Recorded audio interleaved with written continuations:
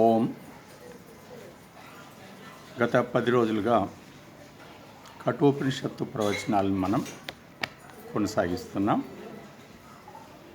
ఈరోజు సంపూర్ణ కఠోపనిషత్తు యొక్క పునర్వివరణ మళ్ళీ ఈరోజు ఉంటుంది. ఉపనిషత్తులన్నీ ఇంచుమించు కఠోపనిషత్తులా అని ఉంటాయి. మనం చూసాం ఈ 10 రోజుల్లో కఠోపనిషత్తు అనేది ఒక గురువు శిష్యుని మధ్యలో జరిగినటువంటి సంవాదము. యమాచార్యుడు అనేటువంటి ఆచార్యుడు,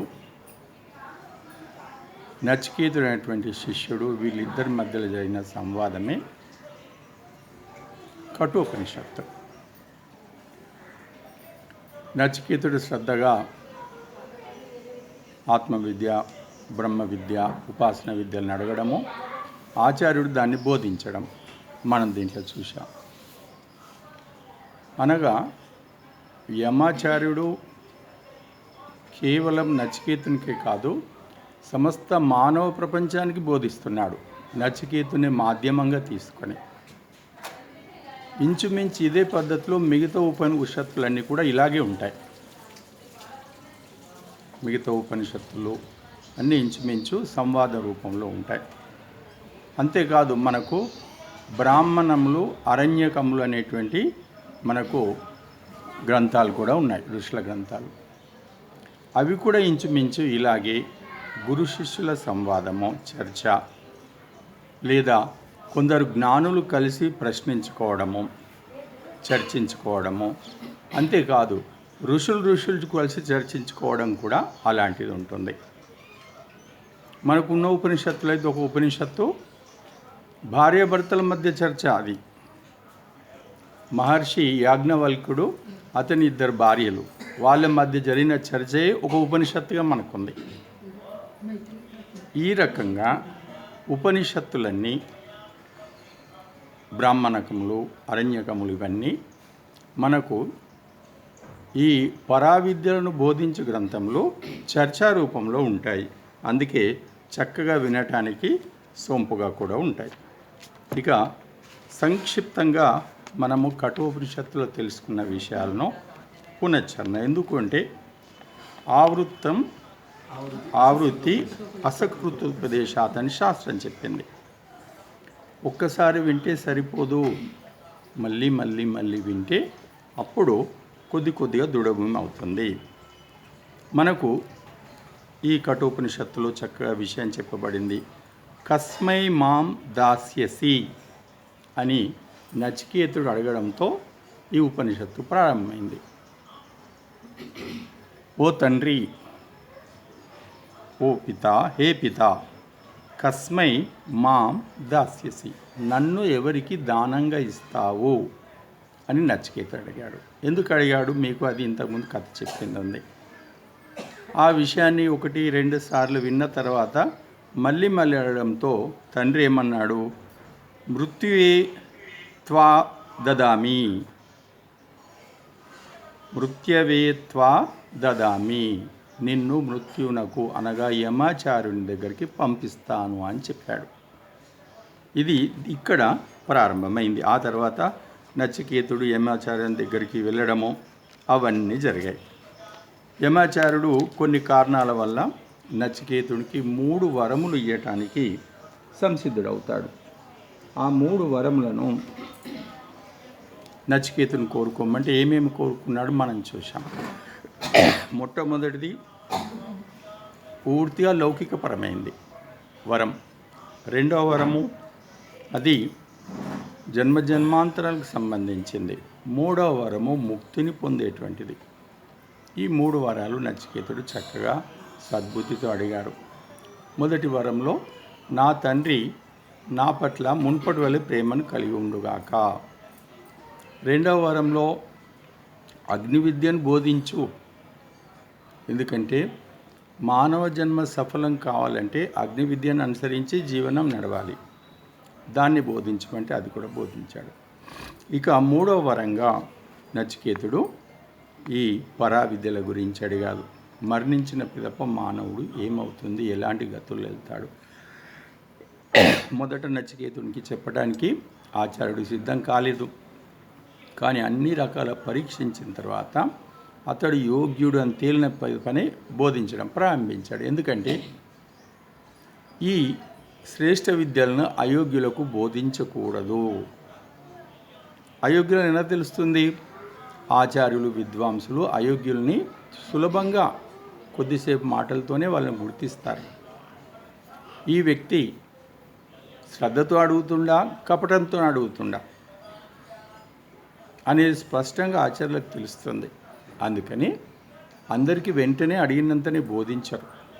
కానీ యోగ్యులైన వారికి తప్పకుండా మరి పిలిచి వాళ్ళలో జిజ్ఞాస కలిగించి బోధిస్తారు. ఈ రకంగా అన్ని రకాల పరిశీలించిన పిదప యమాచార్యుడు అతనికి చెప్పడం ప్రారంభించాడు. చెప్పడంలో ఏమన్నాడు?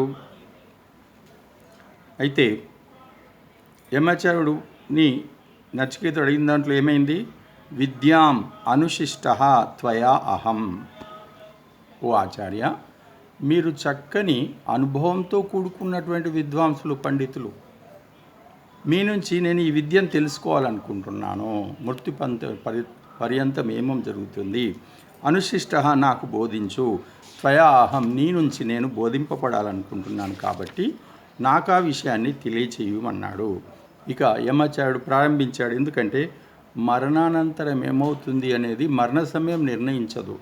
మరణాంతరం ఏమవుతుందంటే జీవితం అంతా ఏం నడిచామో ఇదే మరణానంతరం ఏమవుతుందో అది నిర్ణయిస్తుంది. కాబట్టి ఏం చెప్తున్నాడు ఇక్కడ? ఎక్కడి నుంచి ప్రారంభించాడు? శ్రేయశ్చ ప్రేయశ్చ మనుష్యమేతః అని ప్రారంభించాడు. ఓ నచికేత, ఈ లోకంలో మానవులు జీవించడానికి 2 రకాల మార్గములు ఉన్నాయి. ఒకటి శ్రేయో మార్గము, రెండవది ప్రేయ మార్గం.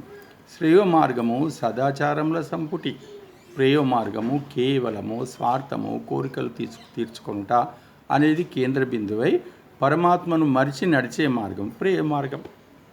పరమాత్మను గుర్తుంచుకొని సత్యాన్ని అనుసరిస్తూ సమస్త లౌకిక కార్యములు చేసేది శ్రేయ మార్గం. కాబట్టి ఈ 2 మార్గములను అనుసరించే జీవితంలో చివరి దశలో ఏమవుతుంది అని నిర్ణయం అవుతుంది అని చెప్పి చివరికి ఏం చెప్పాడు? ఓ నచికేత, చివరి సమయం వరకు, మరణించే సమయం వరకు జీవితం అంతా నడిచిన నడక వల్ల మానవుడు ఏ స్థితిని చేరుకుంటాడో, ఒక రోజులో చేరుకునేది కాదు ఇది. జీవితం అంతా ఏ నడక నడిచిండో అది రోజు దాన్ని మారుస్తూ పోతుంటుంది వృత్తుల వల్ల.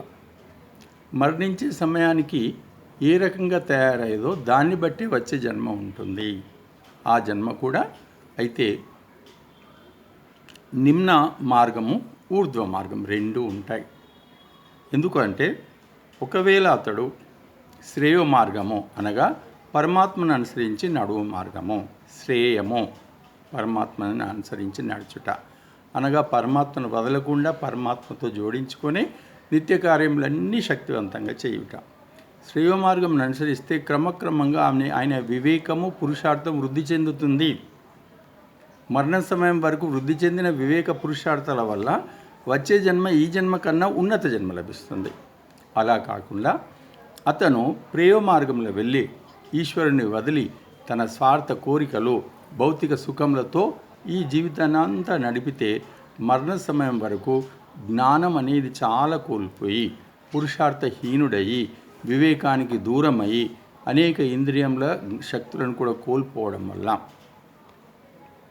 ఎంత క్షీణస్థాయి మరణ సమయానికి ఉందో అదే క్షీణస్థాయితో వచ్చే జన్మ నిమ్న మార్గంలోకి వెళ్ళిపోతుంది అని స్పష్టంగా తెలియజేశాడు. ఇంకేమన్నాడు? నీవు పరమాత్మ గురించి అడిగావు. మరి పరమాత్మ ఊరికి లభించడు. మరణానంతరం కానీ లేదా జీవించి ఉండగానే పరమాత్మను ఆశ్రయించి పనులు చేస్తాను అనుకుంటే కూడా అంత తొందరగా పరమాత్మ లభించాడు. ఎందుకు లభించాడు? నాయమాత్మ ప్రవచనేన లభ్య, ఇతడు ప్రవచనాలతో లభించేవాడు కాదు. నా మేధయ నా బహునా శృతేనా, అనేక సార్లు విన్నాం శ్రద్ధ లేకుండా, అంత మాత్రాన లభించాడు. నా మేధయ బుద్ధితో తర్కించినంత మాత్రాన లభించాడు. మరి ఎలా లభిస్తాడట? వృణుతే, ఎవరైతే పరమాత్మను వరిస్తారో, వరించుట, దీని వెనుక అనేక విషయాలు ఉంటాయి. ఎవరైతే పరమాత్మను వరిస్తారో వాళ్ళకి అతడు దర్శిస్తాడు. వివృణుతే, వాళ్ళకి దర్శనమిస్తాడు. ఇక్కడ వరించుట అనే విషయాన్ని వివరంగా చెప్పుకోవాలంటే పరమాత్మను ఉపాసించుట, ధ్యానమగ్నుడవుట, పరమాత్మను జోడించుకొనుట, పరమాత్మతో కలిసి జీవించుట. ఇది జరగాలంటే ఏం జరగాలి? పరమాత్మను ఉపాసించాలంటే పరమాత్మను స్తుతి చేయాలి, అనగా ఆయన గుణములను గానం చేయాలి. పరమాత్మ స్తుతిలో ఏమేమి ఉంటాయి? అనేకం ఉంటాయి. క్రతోస్మర, పరమాత్మ నామంను స్మరించు, అక్కడి నుంచి ప్రారంభమవుతుంది. తజ్జప తదర్థ భావనం, నిరంతరం జపించుట, అనగా స్తుతులు ఇవన్నీ వేదం చక్కగా చెప్పింది. స్మరించుట, భజించుట, కీర్తించుట, సంకీర్తనం చేయుట, గానము చేయుట, ఇవన్నీ దాంట్లో ఉంటాయి. ఆ తర్వాత నిరంతరం గుణములను కీర్తించుట, ఇవన్నీ మనకు స్తుతిలో వస్తాయి. అనంతరము ఉపాసన, ఇది దీనికి ఈ విధంగా వరించాలి, పూర్తి శ్రద్ధతో వరించాలి అని చెప్పబడింది. అనంతరము మళ్ళీ ఏం చెప్పబడుతుందంటే, ఓ నచికేత, తెలుసుకో నీ స్వరూపంను, నువ్వు ఎటువంటి వాడవు? నీవు ఆత్మవే. ఆత్మవైనప్పటికీ నీకు అనేక సాధనలు ఇవ్వబడ్డాయి. ఎవరైతే సాధనములను సదుపయోగం చేసుకుంటారో అతడే ఉన్నతి మార్గంలో వెళ్తాడు. ఏమేమి సాధనం ఇవ్వబడ్డాయి? శరీరం ఇవ్వబడింది. ఓ నచికేత, నీకు ఇంద్రియములు ఇవ్వబడ్డాయి, మనసు ఇవ్వబడింది, బుద్ధి ఇవ్వబడింది. ఇవన్నీ నీకు సాధనములు. ఇవి నీకు అనేక రకాలుగా సేవలు చేస్తాయి. అయితే ఈ సాధనములన్నింటినీ శ్రేయ మార్గంలో ఉన్నవాడు కాపాడుకుంటూ ముందుకెళ్తాడు. చక్కగా కాపాడుకుంటూ వీటిని వృద్ధి చేసుకుంటూ వెళ్తాడు. అనగా వీటిని సంపదలుగా భావించి సంపదలను పెంచుకుంటాడు. బుద్ధి సంపద, మనో సంపద, ఇవన్నిటిని. కానీ ప్రేమ మార్గంలో ఉన్న వ్యక్తి ఇవన్నీ తనకున్నాయని పాపం అతడు గుర్తించాడు. ఒకవేళ ఇలా ప్రవచనాల గురించి గుర్తించినా వెంటనే మళ్ళీ మర్చిపోతాడు కూడా.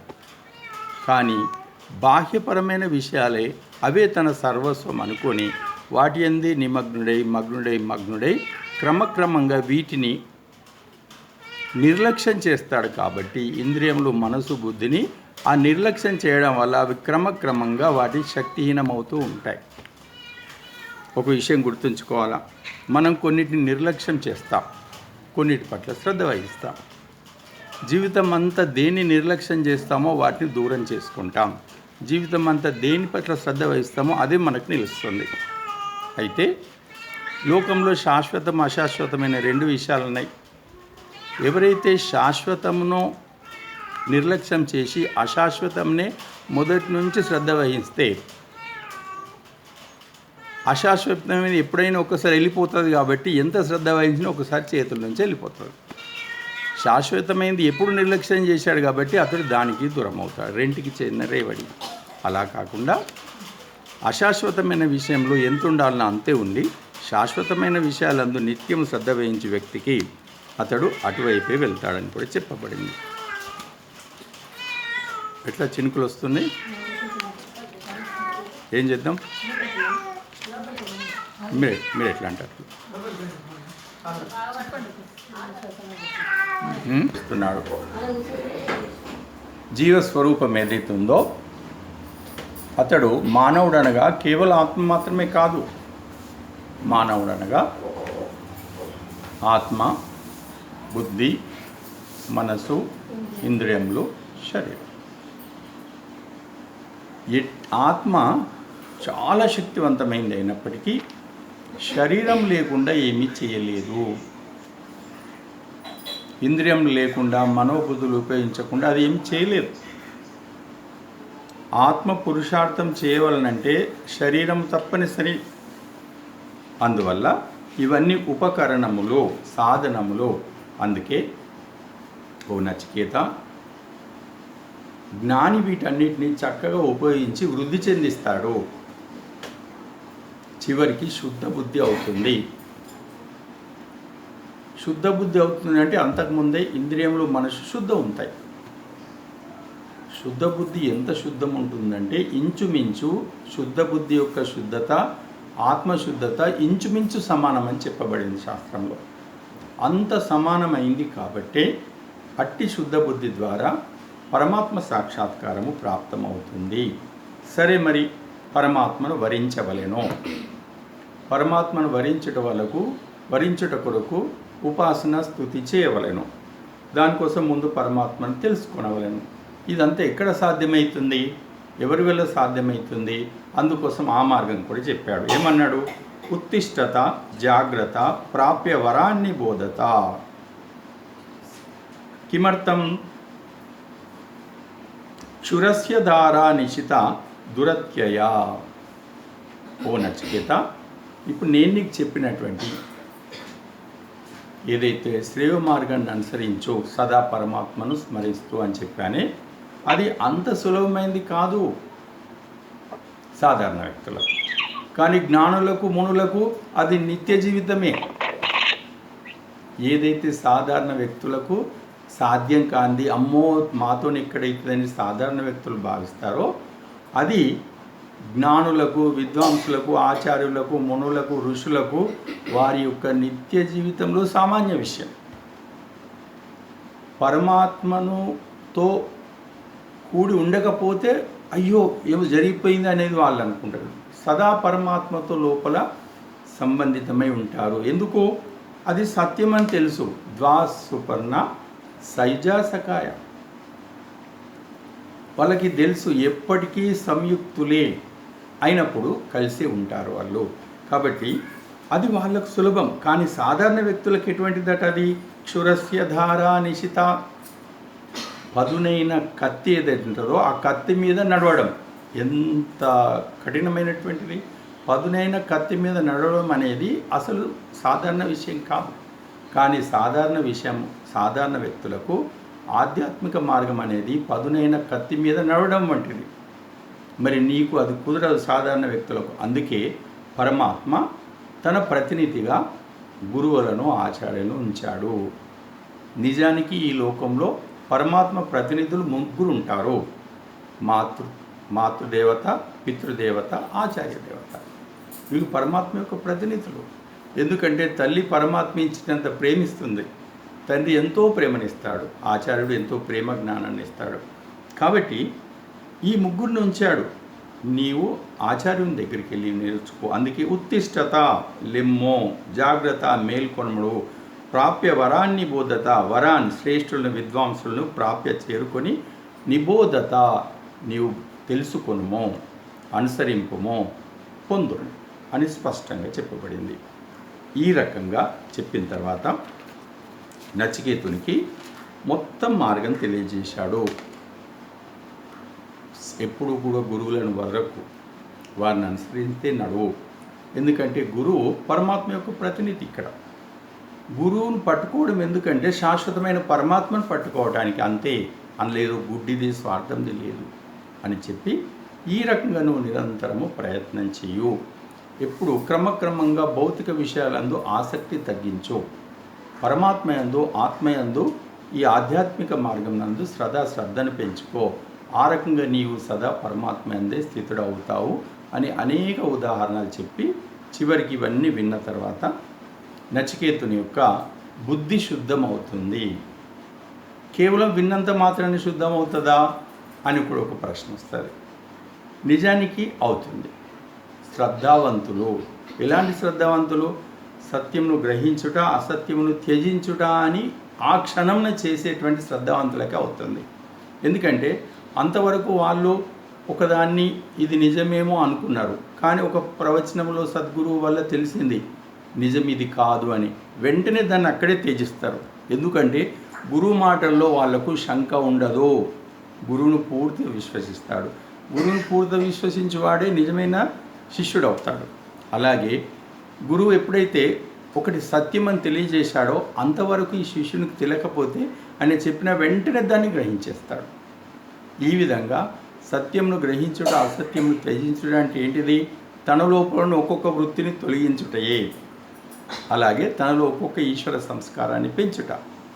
ఇందువల్ల కేవలం ఒక్క శ్రవణం వల్ల కూడా మనము పూర్తి బుద్ధిశుద్ధత కావచ్చు. అలాంటి ఏకసంతగ్రాహులకు అది సిద్ధిస్తుంది. ఎవరైతే ఈశ్వర మార్గం ఉన్నారో వాళ్ళకే సిద్ధిస్తుంది, ఇతరులకు సిద్ధించదు. ఈ విధంగా నచికేతుడు యమాచార్యుని ద్వారా జ్ఞానము తెలుసుకొని తన శుద్ధ బుద్ధి కలవాడై తాను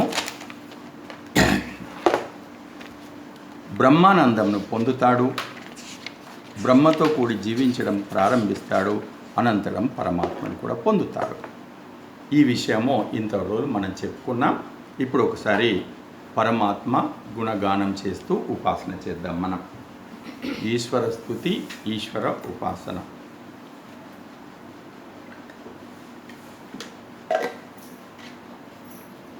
శ్రద్ధగా నేను చెప్పే విషయాలు చెప్పండి. ఓం నమః. ఓం పరమాత్మనే నమః.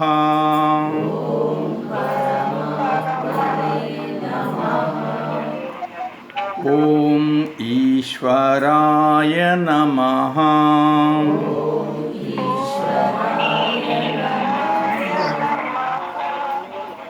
ఓం మంగళాయ నమః.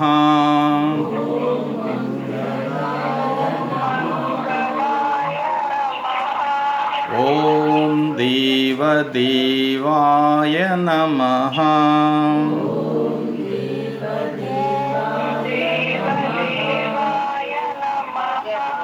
ఓం పురుషోత్తమాయ నమః.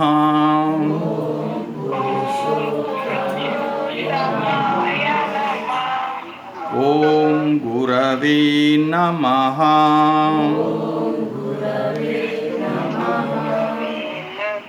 ఓం రక్షకాయ నమః.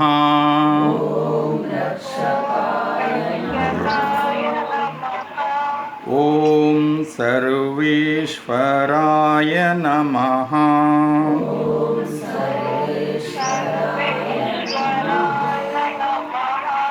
ఓం సర్వాంతర్యామినే నమః.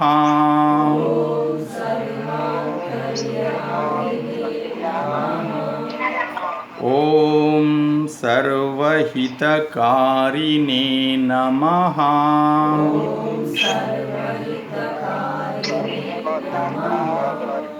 ఓం సర్వశక్తిమతే నమః.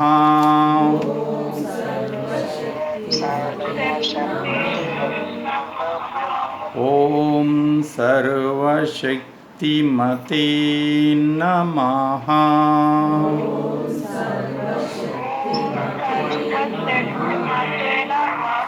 बोलो वैदिक धर्म के परमपित परमात्मा के పరమాత్మ నామములను స్మరించుట. ఓం క్రతు స్మర. పరమాత్మ నామములను జపించుట తజ్జప తదర్థ భావనం. ఆ తర్వాత సదా పరమాత్మ జయకారం చేయుట, సత్యమేవ జయతే. ఇది స్తుతిలో ప్రారంభం. అందుకే మనం ఎక్కడి నుంచి నీవు చక్కని ఉపాసన కోరుకుంటున్నావా, స్థిరమైన ఉపాసన స్తుతి నుంచి ప్రారంభించు. పరమాత్మ గుణంలో నిరంతరం గానం చేయి. పరమాత్మ నామంను స్మరించు. ఎందుకంటే క్రతుస్మర చెప్పబడింది. పరమాత్మ నామం జపించు, తజ్జప తదార్థ భావన చెప్పబడింది. అలాగే అతని జయకారం చేయు. ఎందుకు? సత్యంనికే జయకారం ఉంటుంది. ఈ రకంగా చేస్తుంటే మెల్లమెల్లగా స్తుతి వస్తే ఉపాసన వస్తుంది. ఉపాసన వస్తే మనసు స్థిరమవుతుంది, బుద్ధి స్థిరమవుతుంది. స్థిరమైనటువంటి మనోబుద్ధులందే ధర్మం ప్రకాశిస్తుంది, జ్ఞానం ప్రకాశిస్తుంది, వివేకం ప్రకాశిస్తుంది. ఈ విషయం చెప్పబడింది. ఇక ఇన్ని రోజుల మనం శ్రవణం చేశాం. శ్రవణానంతరము మనము కర్తవ్యం ఏమిటి అనే వైపు వెళ్ళాల్సి వస్తుంది. ఎందుకంటే శాస్త్ర శ్రవణము పురుషార్థ పరులు కావటానికి ఇవ్వబడుతుంది, శ్రవణానందం కోసం మాత్రం కాదు. మరి మనము ఎటువైపు పురుషార్థ పరులం కావాలి అనే విషయాన్ని ఈరోజు మనం తీసుకుందాం. దానికి ఒకటే మన ముందు స్పష్టంగా ఉంది.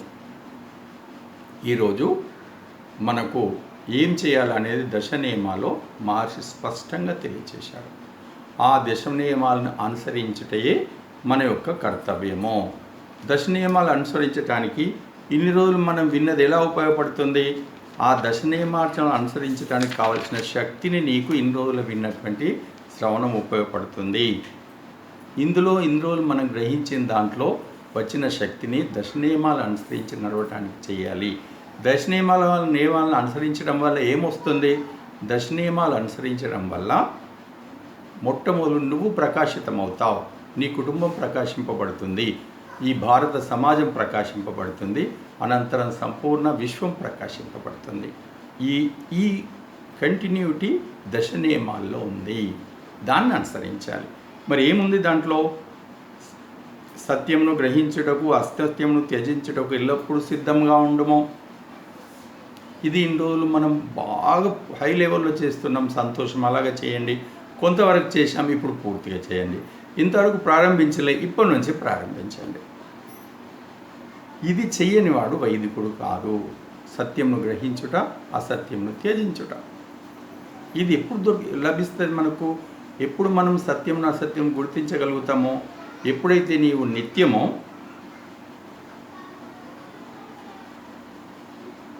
ఆత్మ పరిశీలనలో ఉంటావో, ఆత్మ నిరీక్షణలో ఉంటావో, అప్పుడు మాత్రమే నువ్వు సత్యాసత్యము గుర్తించగలుగుతావు. అందుకే ప్రతిరోజు రాత్రికి ఆత్మ నిరీక్షణ చెయ్యు, ఆ తర్వాత సత్యాసత్యమును గుర్తించగలుగుతావు. ఆ తర్వాత ఏముంది? సకల కార్యములను ధర్మానుసారంగా సత్యాసత్యములను విచారించి చేయవలెను. వైదిక కార్యములు చేసేటప్పుడు మన ఇష్టానుసారం చేయకూడదు. అలా చేస్తే అది వైదిక కార్యం కాదు. ఏం చేయాలి? అక్కడ సత్యము అసత్యములను విచారించి కార్యాలు చేయాలి. ఇంకేం చెప్పబడింది? ప్రపంచమునకు ఉపకారం చేయుట ఈ సమాజం యొక్క ముఖ్య ఉద్దేశము. శారీరక, ఆత్మిక, సామాజికోన్నతులు. ఈ మార్గంలో మనం నడవాల్సింది ఉంది. ఆ మార్గంలో నడవటానికి ఇన్ని రోజులు మనం విన్న శాస్త్రం మనకు ఉపయోగపడుతుంది. నిజానికి ఇదే మనకు కావాలి. శారీరకోన్నతి, ఆత్మికోన్నతి. మనము మన కుటుంబ సభ్యుల శారీరకోన్నతి చేసుకోవాలి. మనము మన కుటుంబ సభ్యుల ఆత్మికోన్నతి కూడా చేయవలెను. ఏ విధంగా ఆత్మిక ఉన్నతి అవుతుంది? అది శాస్త్రంలో చెప్పబడింది. ఇప్పుడు తర్వాత కూడా నేను చెప్తాను. అలాగే సామాజికోన్నతి. సమాజమును విడిచిపెట్టి మనం జీవించలేము. ఎవరైనా నా పిల్లలకు కావాల్సింది నేను అన్నీ చేస్తున్నా, మా అమ్మ నాన్నలు మాకు 10 లక్షలు ఇచ్చి వెళ్ళిపోయారు, నా కొడుకు నేను ఇప్పుడు 2 కొడుకులు 2 బిడ్డలు, మనిషికి 2 కోట్లు జమేసి పెడుతున్నాం, ఈ 2 కోట్లతో వాళ్ళు జీవితం అంతా సుఖంగా ఉంటారు అని ఎవరైనా అనుకుంటే వాళ్ళు స్వప్నంలో ఉన్నట్టే. ఎందుకంటే వీళ్ళు జీవించటానికి వీళ్ళకు మంచి బంగ్లాలు ఇచ్చావు, 2 కోట్లు ఇచ్చావు, ఇంతే సరిపోదు. వీళ్ళు ఎక్కడ జీవించాలి? సమాజంలో జీవించాలి. నువ్వు డబ్బిచ్చి వెళ్ళిపోతావు, నువ్వు శాశ్వతం కాదు. కానీ వాళ్ళు జీవించాలి సమాజము. సమాజం భ్రష్టు పట్టి ఉన్నది, లోకం భ్రష్టు పట్టి ఉన్నది. ఎక్కడ కూడా ఇతను సరిగా జీవించడానికి వీల్లేదు. అందుకే ఏం చేయాలి మనము? నీవు నీ పిల్లలు, నీ మన్మరాలు శ్రేయస్సు కోరేవాడవైతే వాళ్ళ కోసం డబ్బు సంపాదించి, నగలు సంపాదించి, ఇల్లు సంపాదించి పెడుతున్న సంతోషమే. దాంతోపాటు కొద్దిగా శుద్ధ సమాజం కోసం కూడా ప్రయత్నం చేయి. నీ మన్మరాల కోసం ఇప్పటి నుంచి ఈ సమాజాన్ని కొద్దిగా శుద్ధిపరుస్తూ పో. శుద్ధ సమాజం వాళ్ళ కోసం తయారు చేయు.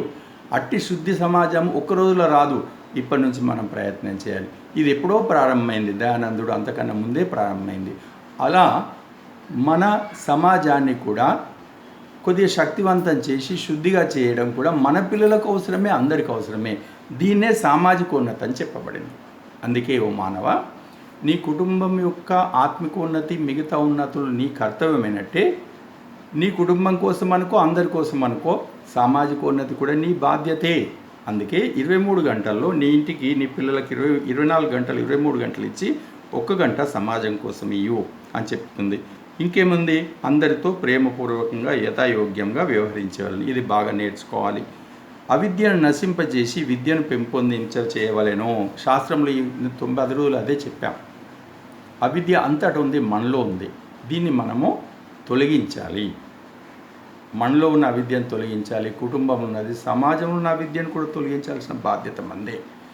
సమాజంలో అలాగే అవిద్య ఉంటే నీ పిల్లలకు నువ్వు మన్మలకు 2 కోట్లు కాదు 10 కోట్లు ఇచ్చినా ఆ అవిద్య సమాజంలో వాళ్ళు సుఖంగా జీవించలేరు.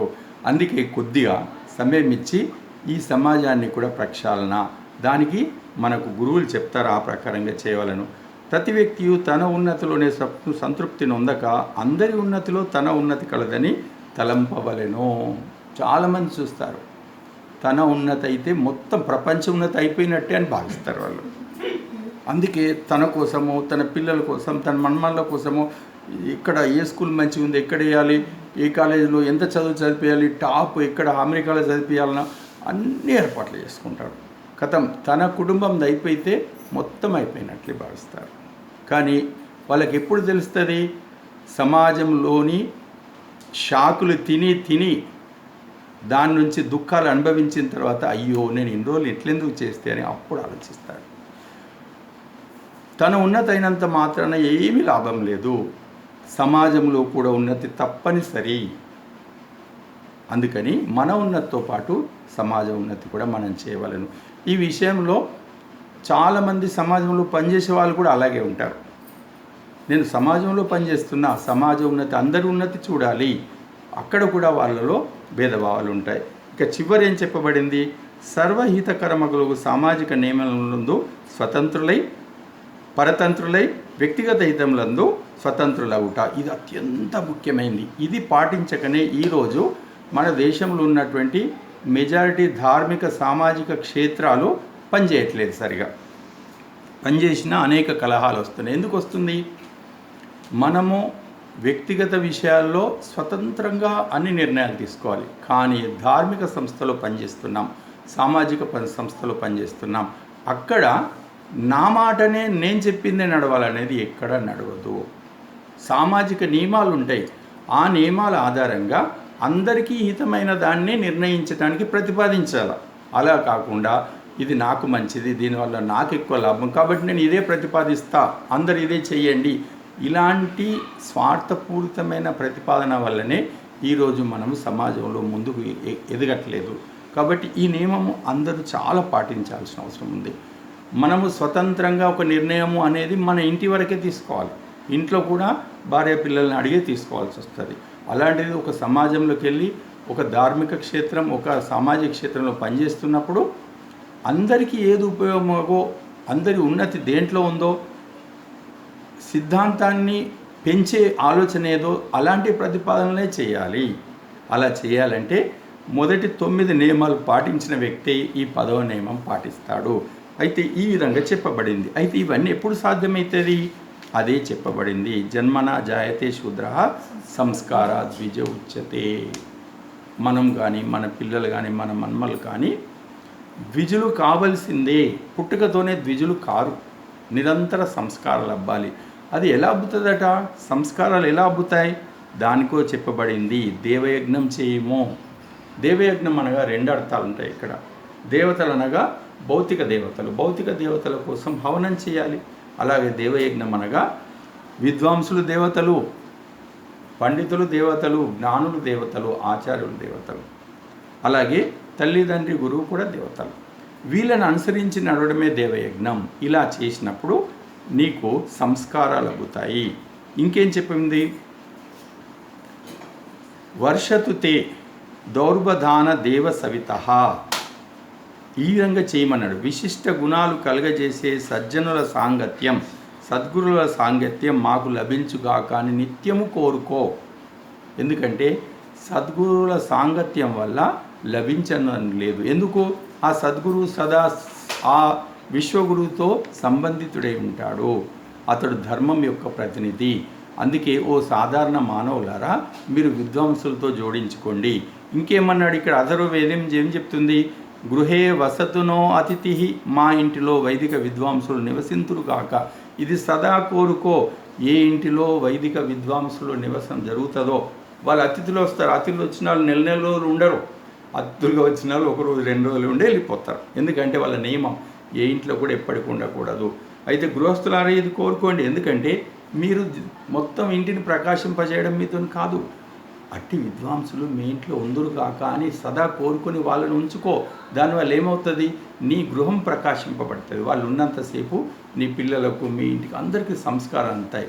అందుకే నీ ఇల్లు విద్వాంసులకు నిలయమవుగా కానీ సదా కోరుకోమని చెప్పింది. అలాగే విద్వాంసుల సాంగత్యం నీకు లభించుగాక అని సదా కోరుకోండి. మేము విద్వాంసుల సాంగత్యాన్ని నిత్యం పొందుదాం గాక అని సదా కోరుకోమని మనకు వేదం తెలియజేసింది. అలాగే సత్సంగత్వే నిస్సంగత్వం, సద్గురువుల సత్పురుషుల సాంగత్యం వల్ల నిస్సంగత్వము, నిర్మోహత్వము, నిశ్చలతత్వము, జీవన్ముక్తి లభిస్తుంది అని ఇవన్నీ చెప్పింది. మరి ఎందుకు చెప్పింది ఇట్లా? ఎందుకు చెప్పిందంటే సాధారణ గృహస్థులు, సాధారణ మానవులు నేరుగా పరమాత్మతో తమను తాము అనుసంధానం చేసుకోలేరు. ఎందుకంటే గృహస్థ కార్యాలు, తర్వాత సంతాన పాలనము, చాలా పనులు ఉంటాయి వాళ్ళకు. విశేష సమయం తీసి పరమాత్మ అనుసంధానం చేయలేరు. అందుకే వారికి గురువులు, విద్వాంసులు, ఆచార్యులు వాళ్ళు ఒకటి ఉపకరణాలుగా ఉపయోగపడతారు. అయితే ఎప్పుడు ఉపయోగపడతారు? వాళ్ళని మనం అనుసరిస్తే మాత్రమే. ఎందుకు? ఋతస్య పంతాం అన్వేతి సాధు, సజ్జనులు సత్య మార్గంని అనుసరిస్తారు. నీవు ₹1,00,00,000 తీసుకెళ్ళి సజ్జనులకు, సద్గురువులకు ఇవ్వడానికి ప్రయత్నం చేసినా కానీ సరే, అవి తీసుకెళ్ళి ధర్మకార్యం చేయమంటారు. వాళ్ళు ఈ ధన మార్గంలో వెళ్ళరు, సత్య మార్గంలో అనుసరిస్తారు. అందుకే ఓ గృహస్థులారా, మీరందరూ విద్వాంసులను ఆశ్రయించండి. ఎందుకు తెలుసా? విద్వాంసో హి దేవాహ అని శతపథ బ్రాహ్మణం చెప్తుంది. విద్వాంసులే ఈ భూమి మీద దేవతలు. ఎందుకంటే వారు పరమాత్మ ప్రతినిధులు. వాళ్ళు పరమాత్మను అనుసరించి నడుస్తారు. ప్రతి శ్వాసలో వాళ్ళకు పరమాత్మ సంబంధం ఉంటుంది. అందుకే వాళ్ళని అనుసరించి నడవమని చెప్పింది. మరి విద్వాంసులు ఎవరట? 4 మంత్రాలు చదివి వాటిని కొంచెం చెప్పినంత మాత్రాన విద్వాంసుల కాదు. యో విద్వాంసస్తే మననః అని శాశ్వతపథ బ్రాహ్మణం మళ్ళీ చెప్తుంది. ఎవరట? విచారశీలురే విద్వాంసులు. ఎవరైతే మననశీలురో, ఎవరైతే విచారశీలురో, సత్యాసత్యములను శోధించి అసత్యమును వదిలి సత్యంని గ్రహిస్తారో, ఎవరైతే సదాచార సంపన్నులో, అనుభవపూర్వకమైన జ్ఞానం కలిగి ఉందో వాళ్ళు మాత్రమే విద్వాంసులు. అందుకే వాళ్ళు దేవతలు అని చెప్పబడింది. అందుకే ఓ మానవులారా, ఆ విశ్వదేవుణ్ణి, ఆ దేవదేవుణ్ణి మీరు ఆశ్రయించాలనుకుంటే మీ కంటి ముందు నడయాడుచున్నటువంటి ఈ విద్వాంసుడ దేవుణ్ణి మీరు శ్రద్ధగా ఆశ్రయించండి. అప్పుడు మీకు శ్రేయోమార్గం అనేటువంటి స్ఫురణ స్పష్టంగా కలుగుతుంది, సులభంగా. అప్పుడు మీరు కుటుంబం ధనాలు పెంచుకుంటారు, ఈ ధర్మదానం కూడా పెంచుకుంటారు. మళ్ళీ ఇంకోటి ఏం చెప్పబడినది? ఆచార పరమో ధర్మ. నీవెన్ని కార్యాలన్నా చెయ్యు, 2 సార్లు యజ్ఞం చెయ్యు, 2 సార్లు సంధ్య చెయ్యు, ఇంకేమన్నా చెయ్యు, కానీ దినమంతా ఆచారము ధర్మ విరుద్ధంగా ఉంటే నువ్వు చేసినవన్నీ వృధా. కానీ సదాచారం దినమంతా ఉంటే అన్ని దాంట్లో ఉంటాయి. అందుకే ఆచార పరమో ధర్మ అని మనువు చెప్పాడు. సదాచారమే పరమధర్మము. ఆ తర్వాత విద్వాంసుల్ని ఎందుకు ఆశ్రయించాలని మరొక ప్రమాణం ఏం చెప్తున్నాడు సామవేదములు అంటే, వృషామతీనాం పవతే విచక్షణ. విద్వాంసులు తమ జ్ఞానవర్షంతో లోకంను పవిత్రపరచుదురు. నిజానికి గురువులు, ఆచార్యులు లోకమే జీవితంగా వాళ్ళు ఉంటారు. జ్ఞానవర్షంతో ఈ లోకాన్ని పవిత్రపరుస్తారు. ఈ పని పరమాత్మ కూడా చేస్తాడు. సాధారణ జలం కోసం జలవర్షం ఇస్తాడు పరమాత్మ. అలాగే తన సంతానాన్ని పవిత్రులపరచుటకు జ్ఞానవర్షం ఇస్తాడు. ఆయన ప్రతినిధులైనటువంటి అనుభవపూర్వకమైన విద్వాంసులు కూడా సదా జ్ఞానవర్షాన్ని ఇస్తూ ఉంటుంటారు లోకానికి. అందువల్ల మనము విద్వాంసులను అనుసరించాలని చెప్తుంది. ఇంకోటి ఏం చెప్పబడింది? ఉదార చరితానాం తు వసుదైక కుటుంబకం. సాధారణ వ్యక్తులందరూ ఈ ప్రపంచమే నా కుటుంబము అని అనుకోవటానికి చాలా భయపడతారు. అప్పుడు నా కుటుంబం ఏం కావాలి అని ఒక క్వశ్చన్ ఉంటుంది. కానీ సద్గురువులు, విద్వాంసులు, సత్పురుషులు, ఆచార్యులు ప్రపంచమే నా కుటుంబం అని భావిస్తారు. ఎందుకంటే లోపల పరమాత్మతో సంబంధితమై ఉండడం వల్ల వాళ్ళకు సదా అట్టి ప్రేరణే లభిస్తుంది. ఆ విచారం లేకపోతే వాళ్ళు దోషంగా భావిస్తారు. అందుకే వాళ్ళకి ఎప్పుడు అదే విచారం వస్తుంది. ప్రపంచమే నా కుటుంబం అనుకుంటాడు కాబట్టి ప్రపంచ జనులని ఉద్ధరించుట కోసం ప్రయత్నం చేస్తాడు, తన ఆదర్శంగా ఉంటాడు. ఈ విధంగా మనమంతా సన్మార్గంలో, శ్రేయోమార్గంలో నడిచి ఉన్నతి పొంది కుటుంబాన్ని ఉన్నతి చేసుకొని పరమాత్మను పొందాలి. మన సమాజాన్ని కూడా బాగు చేసుకోవాలి. మళ్ళీ పూర్వపు భారతదేశాన్ని మనం నిర్మించాలి. శక్తిశాలి భారత్ని, ఒకప్పటి జగద్గురు భారత్ నిర్మించాలి అంటే మనకు ఏకైక మార్గము మనము సద్గురువులను అనుసరించి నడుచుట. ఇది తప్ప మరో మార్గం లేదు. ఎందుకంటే వాళ్ళు ధర్మస్వరూపులు, ఇది చెప్పబడింది. కాబట్టి మనమంతా అలా నడుద్దాం. మన పిల్లల్ని ఉన్నతిపరచుకోవటానికి, మన మన్మల యొక్క మంచి జీవితం కోసం మనం వీళ్ళని కూడా ధర్మ మార్గంలో నడిపిద్దాం. మనం కూడా ధర్మ మార్గంలో నడుద్దాం. ఈరోజు ఇదే కర్తవ్యం మన ముందుంది. ఎందుకంటే మనం ఈరోజు స్వాతంత్ర వాయువులను పీలుస్తున్నామంటే మన తాతలు చేసిన త్యాగం వల్లనే. భగత్ సింగ్, చంద్రశేఖర్ ఆజాద్, సుభాష్ చంద్రబోస్, వీళ్ళందరూ ఒక పెద్ద లిస్ట్ ఉంది, చాలా పెద్ద లిస్ట్. తెలిసిన పేర్లు కొన్ని, ఇంకా తెలియని అజ్ఞాత త్యాగదనుల పేర్లు ఇంకా అనేకం ఉన్నాయి మన చరిత్రలో. అవి అన్నీ మనకు తెలియవు. వాళ్ళందరి త్యాగం వల్ల స్వాతంత్రం వచ్చి ఈరోజు మనం చక్కగా స్వాతంత్ర వాయువుల్లో జీవిస్తున్నాం. లేకపోతే 1000 సంవత్సరాల బానిసత్వంలో 49 సంవత్సరాలు ఔరంగజేబు అనేటువంటి దుర్మార్గుడు పరిపాలించాడు.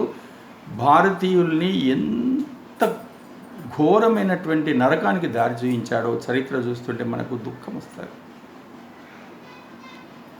లక్షలాది మందిని చంపడం,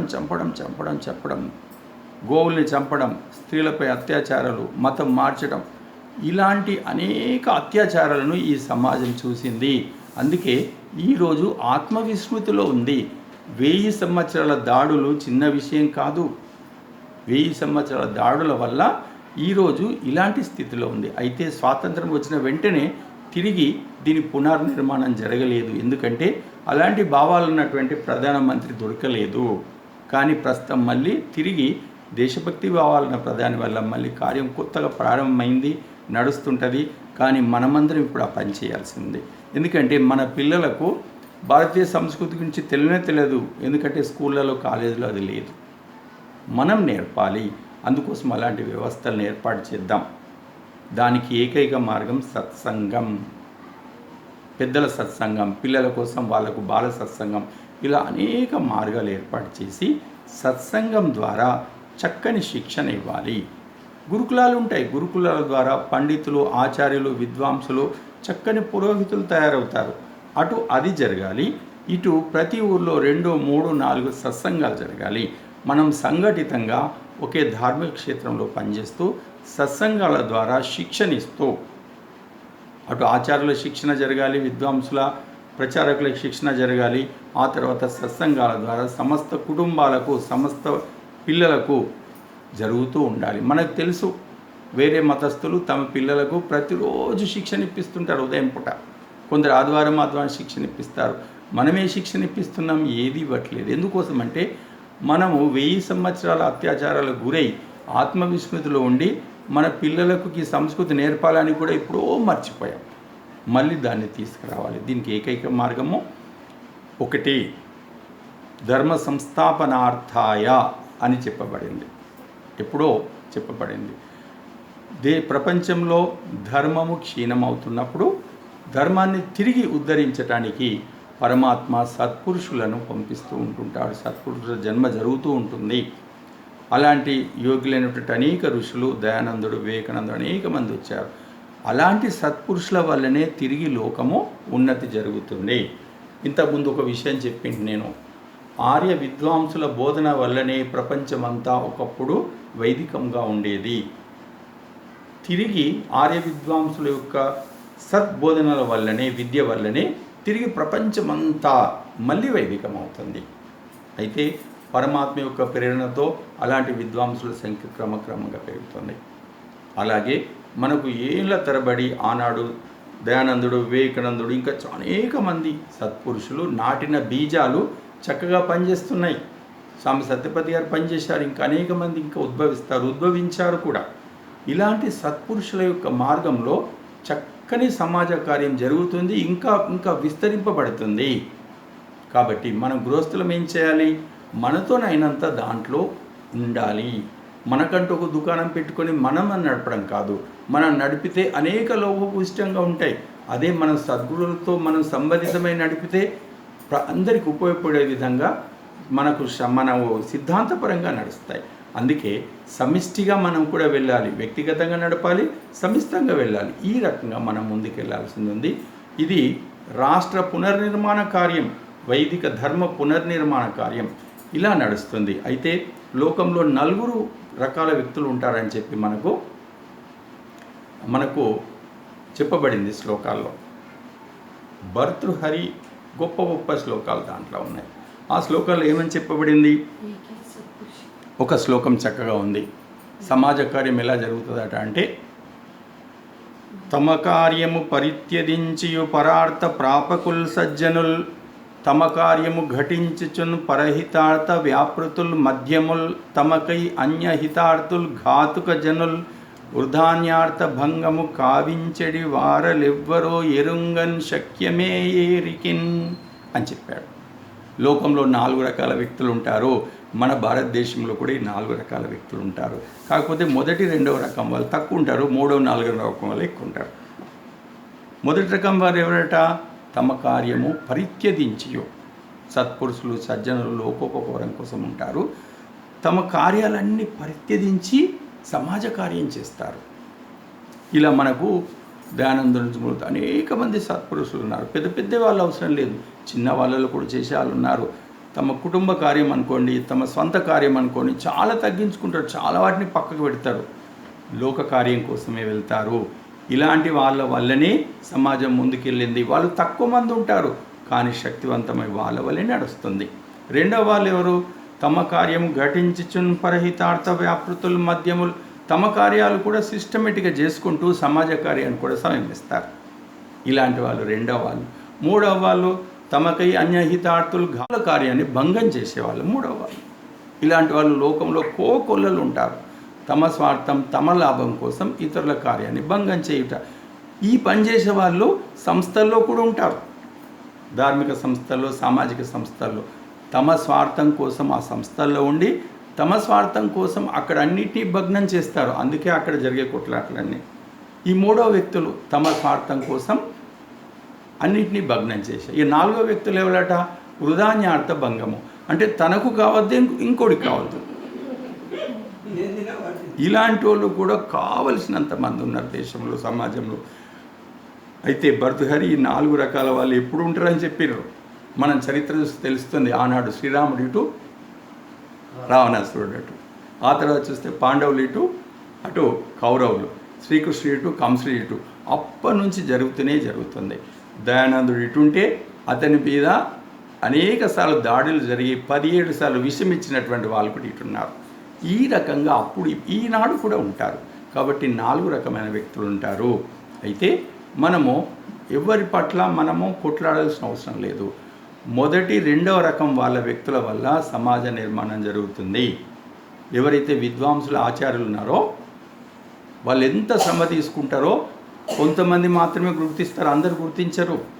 ఒక విద్వాంసుడు బయటకు వచ్చి ఒకటి చెప్తున్నాడంటే అతడు ఎంతో సమయం తీసుకొని దాని సబ్జెక్ట్ను సరళీకరించి తనకు సంబంధించి అనేక కార్యాలు పోగొట్టుకుంటాడు. అతడు కూడా సంపాదించాలంటే లక్షలు సంపాదిస్తున్న మిగతా వాళ్ళలాగా అతడు కూడా సంపాదిస్తాడు. కానీ సమాజం యొక్క రక్షణనే తన కార్యం అనుకుంటాడు. కాబట్టి ఆ సంపదలన్నీ వదులుకొని అలాంటి చక్కగా బోధించడానికి ఈశ్వరు నుంచి విషయాలు తీసుకుంటాడు. తమ సమయాన్ని అనేకం పోగొట్టుకుంటాడు. అలా తయారై తమ కార్యాలు వదులుకొని కూడా సమాజం కోసం పనిచేసేటోళ్ళు అనేక మంది ఉన్నారు. వాళ్ళ వల్ల ఈ సమాజం నిలబడుతుంది. రెండవ వాళ్ళు గృహస్థులై ఉండి తమ కార్యం చేసుకుంటూ కొంత కార్యం సమాజానికి ఇచ్చి మొదటి వాళ్ళ మార్గంలో నడుస్తారు. ఎందుకు? వీళ్ళు సొంతగా అంత జ్ఞానం ఉండదు కదా. అందుకని మొదటి మార్గంలో సద్గురువుల మార్గంలో నడుస్తూ వాళ్ళ కార్యాలను విజయం చేస్తారు. దీన్నే ఆచార్య దేవోభవ అంటారు. ఆచార్య దేవోభవను తప్పుగా అర్థం చేసుకుంటూ కూడా ఉన్నారు. పండితులను విద్వాంసులను పూజింపము అంటే పాదపూజ చేయుట అనేది లేనే, వైదికంలో పాదపూజ లేనే లేదు. ఎవరైనా పాదపూజ అని చెడుగా అర్థం చేసుకుంటే వాళ్ళ దోషబుద్ధి అది. పాదపూజ లేవు.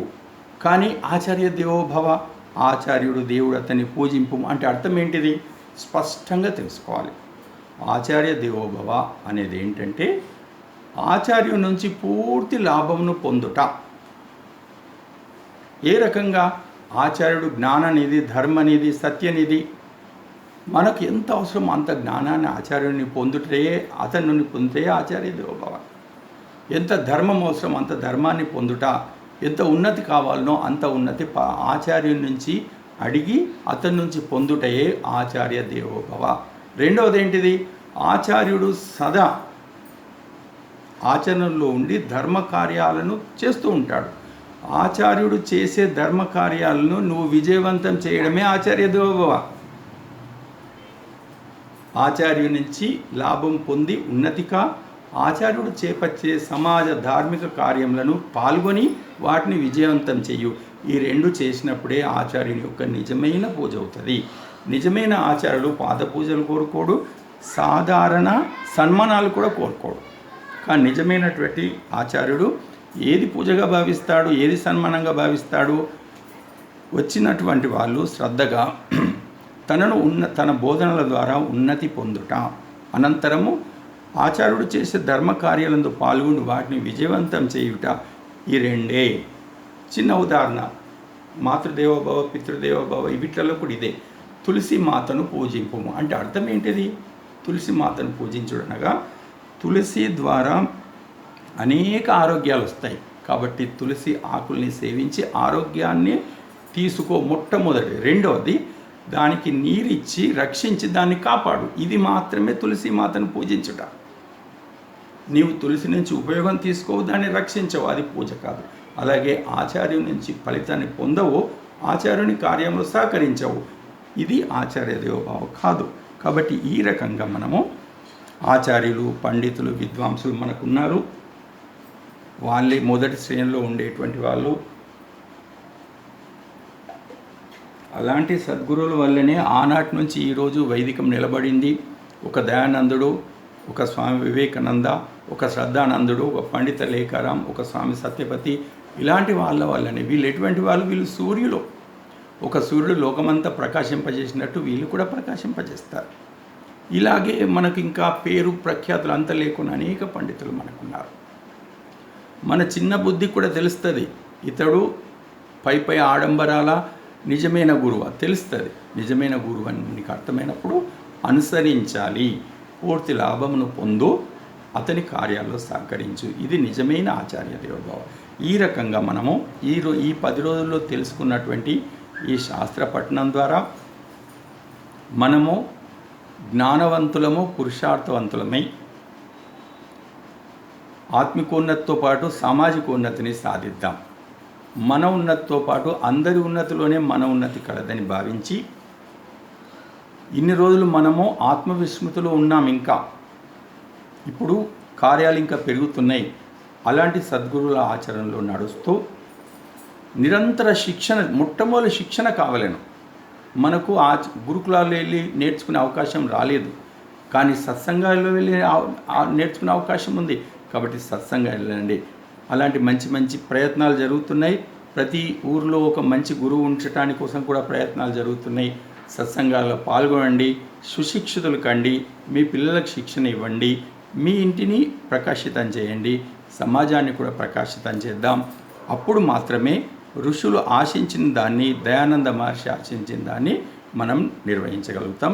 ఈ రకంగా క్రమంగా ప్రయత్నం చేసి మనము ఏదైతే వైదిక రాష్ట్ర నిర్మాణం ఉంది దాన్ని చేయాలి. ఇలా కార్యాలు చేయడాన్ని ధర్మ జాగరణ అంటారు. ఒక్కొక్కరిని జాగృతపరుస్తూ మేల్కొల్పోవడమే. అందుకే ధర్మ జాగరణ కార్యం చేద్దాం. ధర్మ జాగరణ సమితులు అంతటా ఏర్పాటు చేద్దాం. ధర్మ జాగరణ ఇదొక్కటే చేయాల్సింది ఉంది. అందరూ సంఘటితమైన తర్వాత, అందరూ ధార్మికులై సంఘటితమైన తర్వాత భారతదేశం నిలబడుతుంది. భారతదేశం నిలబడినప్పుడు మాత్రమే ప్రపంచం నిర్మాణమై నిలబడి కృణవంతో విశ్వమారమవుతుంది. ఈ పని మనం చేద్దామని సంకల్పం తీసుకుందాం. ఇలాంటి సంకల్పంతో ఈ ప్రవచనాలు ముగిస్తున్నాను. సమయం పూర్తయింది కాబట్టి అందరం కలిసి శాంతి పాఠం చెప్దాం. ప్రారంభించండి. ఓం శాంతి అంతరిక్షం శాంతి పృథివీ శాంతిరాప శాంతి ఓషధయ శాంతి.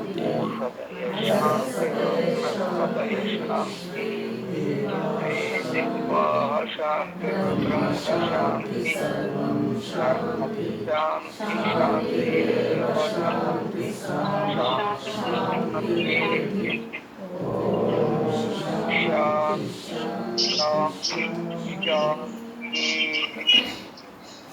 बोलो वैदिक धर्म के,